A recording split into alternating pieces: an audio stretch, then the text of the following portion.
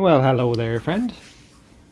In this episode, I'm going to discuss an important piece that I'm not sure if many energy workers understand regarding distance work.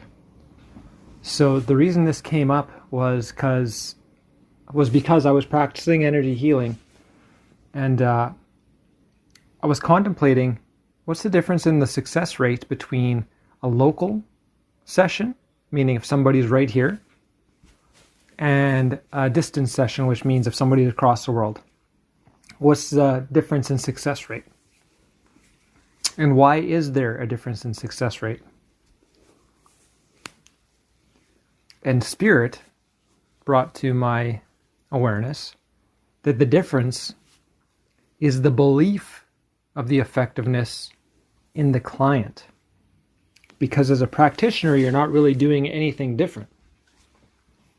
You might not be putting your hands directly on the body, but it's not your hands that are healing anybody. It's your conscious intent that's affecting, say, your hands, or the healing of the other person is influencing, their energy, right? So this raises a very important point. If we are practicing distance work and we're not already working with our client, with that specific client who's receiving distance energy healing, if we're not already working with their mindset, there's a potential obstacle that we aren't addressing.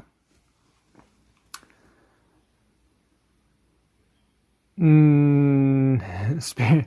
Okay, so Spirit's saying, in time, I guess, I'll put up a video, perhaps, that our energy working friends can share with their clientele who are receiving the distance work, so that they can understand these things at a greater depth, to grow their conviction, to grow their faith, to grow their success rate because of that, and to grow their effective healing response due to aligning their mind with it rather than resisting it with their mind, because they lack the conviction or faith that something like this can be done from afar, without your physical influence, meaning you laying your physical hands on their physical body, right? In a local session, when a client's right there in the room with you, that's more how it's done.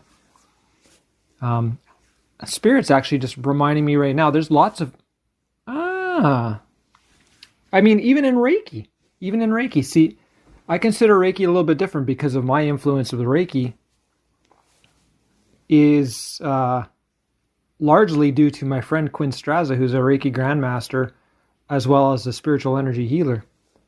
And if anybody's interested in seeing him for a session, he does distance, he does local sessions, contact me and I'll put you in touch with him.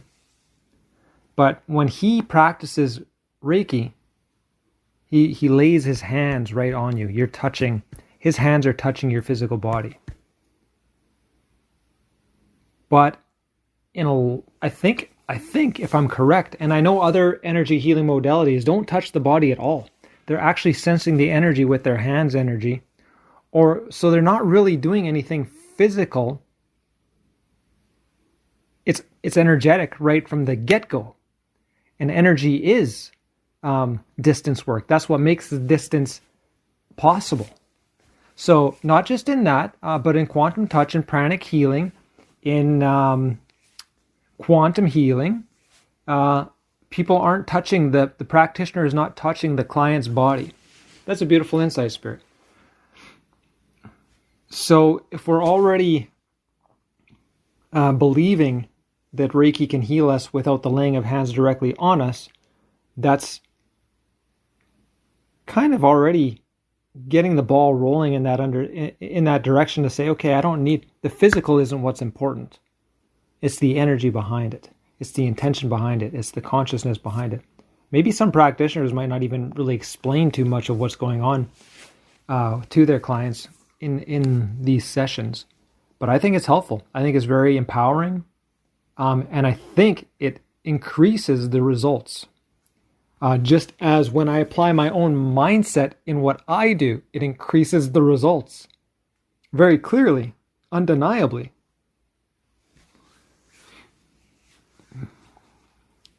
So in time, I suppose I'll make a video just kind of clarifying these things for a distance client, a distance energy healing client, so that they can wrap their head around these understandings and benefit from these understandings in all areas of their life, really.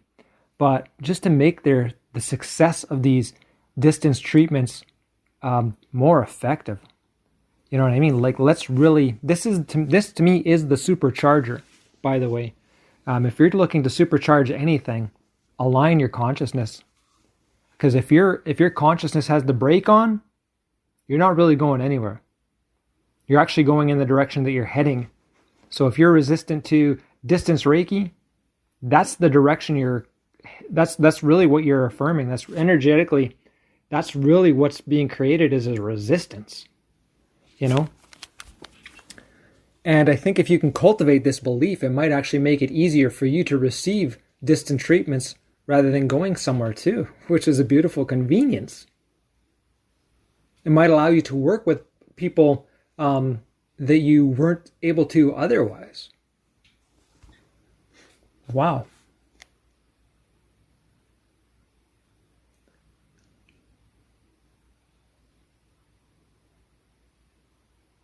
It's really where it's at for this episode.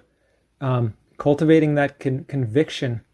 And again, if you're already a practitioner and you're not doing something to help assist cultivate that client's conviction in these distance sessions, as well as local, by the way, just as important, but more, I feel like it's more important because of the distance work, because people don't understand energy influence very well.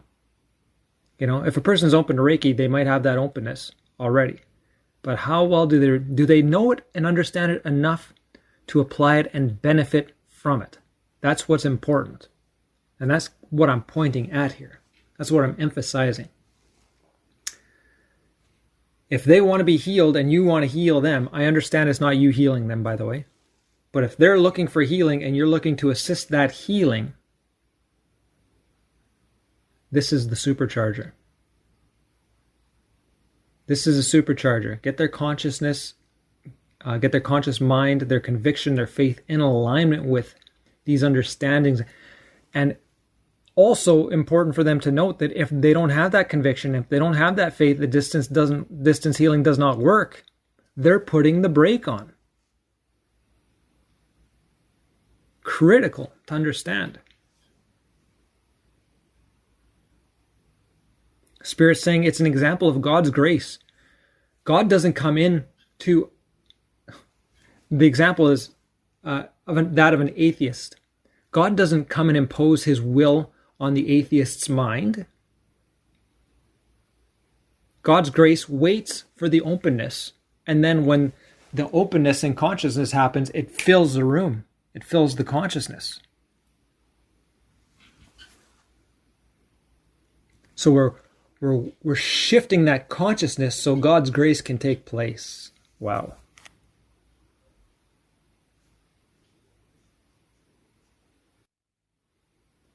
That's beautiful. I know so many of you get this already, but how many of you are applying these understandings to your clients?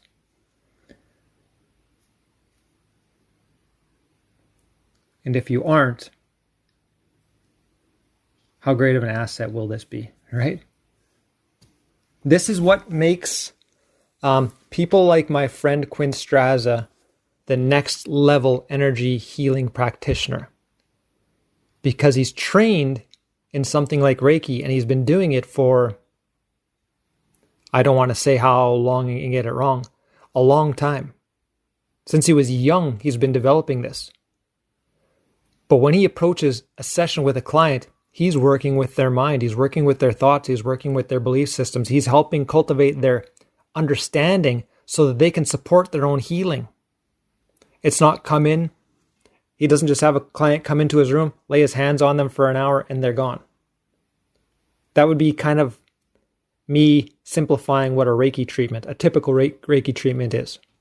This is how Quinn does it different as an expression. This is how I do it different.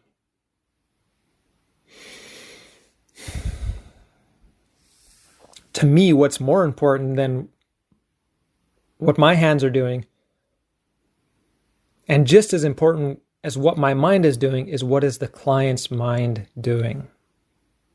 Because now, some people have an issue with this, but this is what I teach. This is how Spirit gives it to me. They're responsible for creating the condition that they have because of their conscious mind. Creation is perfect. No accidents. You don't think a happy thought and end up sad. You think a happy thought and it create happiness. You think a sad thought and you create sadness. You think a joyful thought and create joy. You think a sick thought and create sickness. You think a well thought and you create wellness. No accidents. Creation is perfect.